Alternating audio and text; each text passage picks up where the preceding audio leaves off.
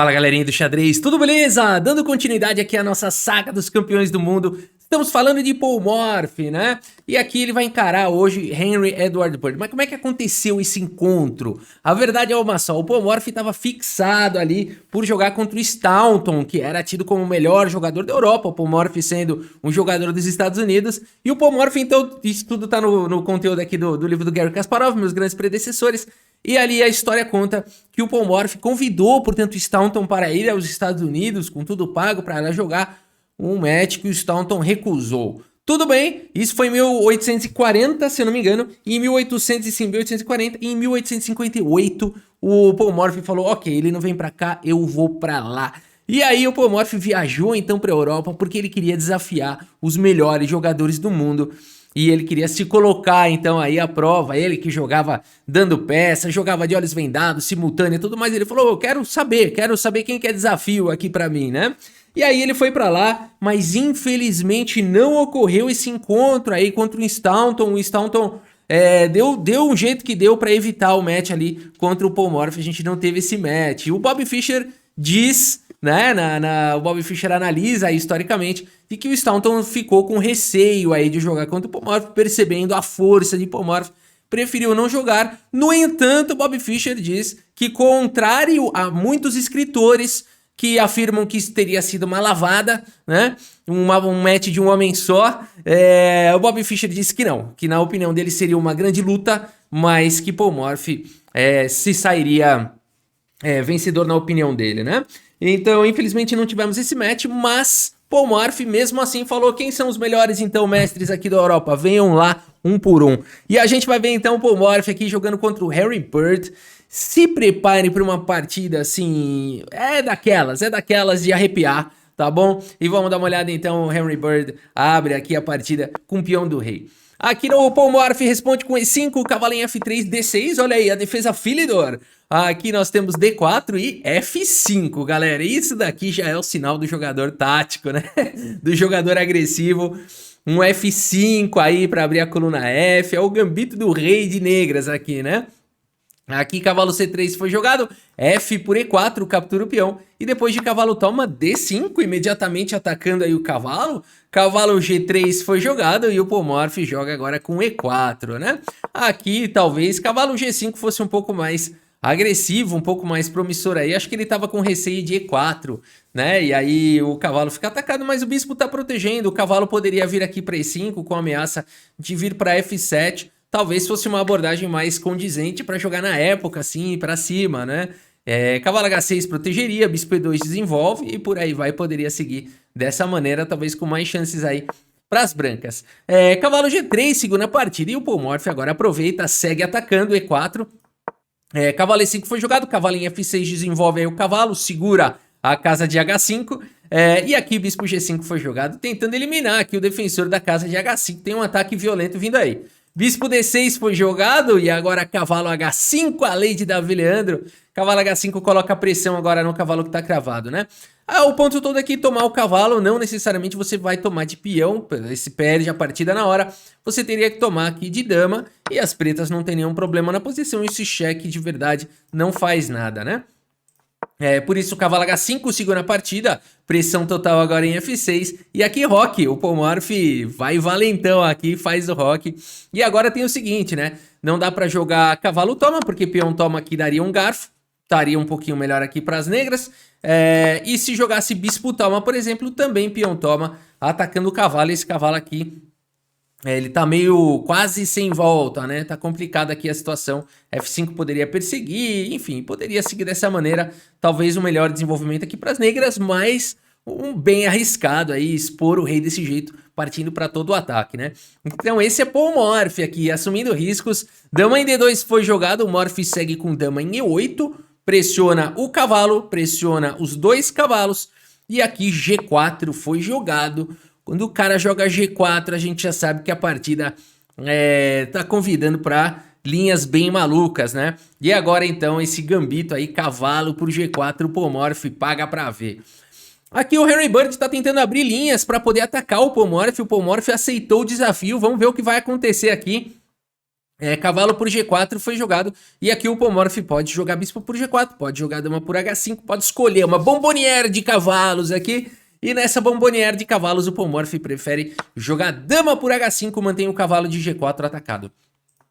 Cavalo E5 foi jogado, o cavalo aqui em C6, notem o bispo por enquanto bem protegido, e aqui bispo em E2 segue o desenvolvimento com o tempo sobre a dama, e a dama vai lá pra frente, lá pra casa de H3, cavalo por C6 foi jogado, B por C6, você fala, ok, os dois realmente são muito fortes. O Henry Bird, pô, tá segurando bem aqui a partida, a gente não sabe quem é que tá melhor, aí parece que o Pomorph tá indo um pouco mais pra cima, né? Vamos ver.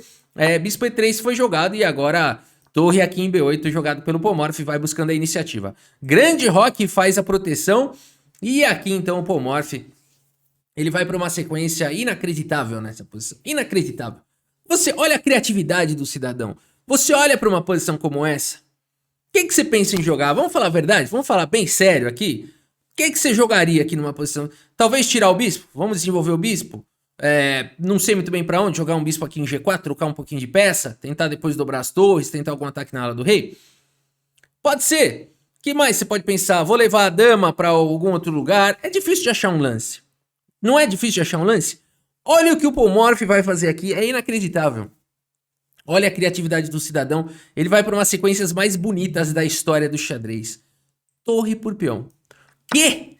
Torre por peão no meio do nada? E você fala assim, mas pera um pouquinho, não tô entendendo, qual que é a compensação aqui? Porque a partida seguiu com o bispo por F2, aí você fala assim, eu vou dar garfo, então é isso? Não pode dar garfo, aqui o bispo toma. Não tem cabimento? Então qual é o próximo lance? Por que que o Pomorph sacrificou a torre agora do nada e entregou uma torre por um peão? Por quê? O próximo lance é de cair o queixo. Porque o próximo lance do Pomorph é dama em A3, pessoal. Olha a criatividade do cidadão. Vocês percebem a beleza do xadrez? Numa posição que aparentemente não tem nada como essa. O cara me arranca do fundo da alma. Não sei de onde ele arrancou isso daqui. Torre por peão seguido de dama em A3, é inacreditável o que vai acontecendo aqui nessa partida. E o ponto todo é que essa dama não pode ser capturada por conta de bispo por A3 entregando checkmate imediatamente. Mas ok, até aqui o Henry Bird agora se defende, ele faz o lance C3, protege agora aqui o checkmate, mas agora é dama por A2. E o Pomorph sim está jogando com uma torre a menos aqui contra o Henry Bird. A partida seguiu com o melhor lance, o único lance das brancas, não tem outro. Aqui tem que jogar B4, qualquer outro lance vai perder. Por exemplo, fala um lance aí qualquer aqui, dama C2, qualquer outro lance vai perder. Tá vindo bispo F4, cheque, tem que cobrir de torre, tá vindo bispo F5 aqui, todo tipo de ameaça. A posição vai ficando sobrecarregada e não tem o que fazer, as pretas estão ganhas. Por isso, o único lance da posição é o lance B4, propondo trocas. Nem B3 funciona, hein? Notem que B3 está levando bispo A3 cheque, seguido de checkmate. Então tem que ser B4 mesmo. B4 para impedir o lance bispo A3 e para propor a troca de damas.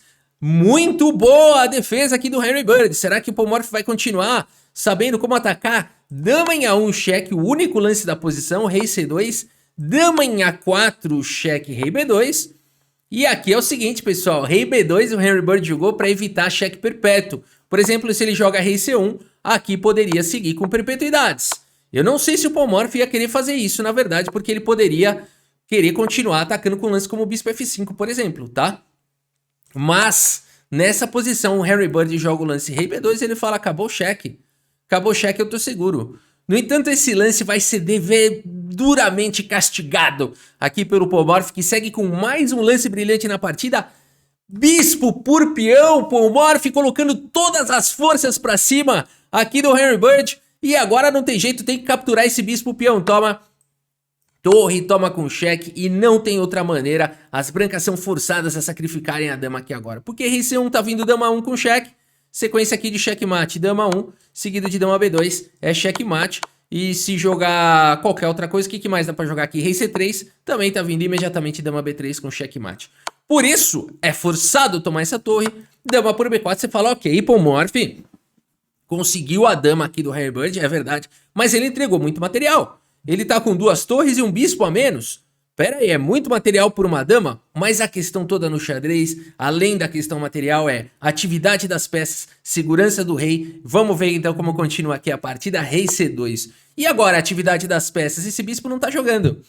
Pomorph, olha a compreensão do cara, olha a compreensão do cara.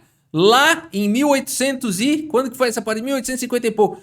Olha a compreensão do cara. E3, abrindo linhas, com o tempo sobre o bispo. Aqui, bispo por E3, entrega mais um peão. Bispo em F5, cheque jogado pelo Polmorph. Aqui tem que cobrir de torre, olha a situação da posição. Se cobre de bispo, tá vindo dama C4, cheque. E aqui já era, né? Rei B2, bispo por D3 e o ataque continua.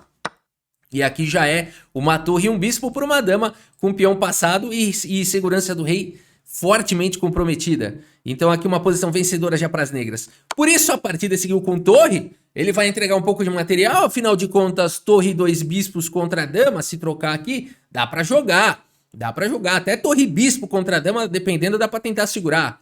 Mas o Polmorph não para. Dama C4 cheque, o rei tem que continuar defendendo a torre, rei D2. Dama em A2 com cheque, o rei vai pra casa de D1. Dama B1 com cheque, olha quem tá caindo aí, que beleza? E nessa posição, meus amigos, sim, Polmorph viajou até a Europa pra fazer essa pérola contra o melhor mestre, um dos melhores mestres da Europa, Henry Bird. Henry Bird abandona aqui a partida.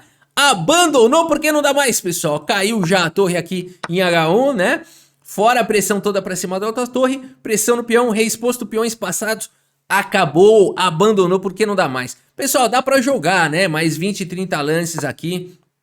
Se a gente quiser criar essa continuação, né, ficar fazendo lance aqui, dá pra ficar fazendo lance aí por um bom tempo. Mas aqui é fato que, né, cedo ou tarde aqui, a casa vai cair. Você pode jogar um dama G2, vai avançar peão passado desse lado, vai avançar peão passado do outro lado. Quer dizer, dá pra jogar mais uns 20, 30 lances, mas só vai agonizar, né? Uma partida espetacular aqui de Polmorph, histórica. Torre por F2, seguido de dama em A3. Isso é xadrez vindo do fundo da alma, né? Esse é Polmorph. Beleza, galera? A gente segue aí com a nossa playlist da Saga dos Campeões do Mundo. Espero que vocês tenham gostado aqui da partida e do vídeo. Muito obrigado pela sua audiência, um grande abraço para todos vocês e até a próxima. Valeu!